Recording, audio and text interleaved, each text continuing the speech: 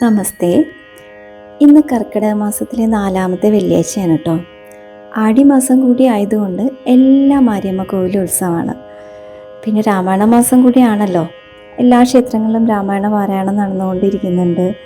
പഞ്ചമി, ഗരുഡ പഞ്ചമിയും കൂടെയാണ്. പഞ്ചമി ആയതുകൊണ്ട് തന്നെ സപ്തമാതാക്കളിലെ 5-ാമത്തെ ഭഗവതിയായ വാരാഹി അമ്മയുടെ പ്രധാനപ്പെട്ട ഒരു ദിവസങ്ങളിലൊന്നാണ് കേട്ടോ. അപ്പോൾ എല്ലാവരും വാരാഹി അമ്മയുടെ വിഗ്രഹം ഉണ്ടെങ്കിൽ അഭിഷേകങ്ങളൊക്കെ ചെയ്യുക, വൈകിട്ട് പ്രാർത്ഥിക്കുക, പൂജ ചെയ്യുക.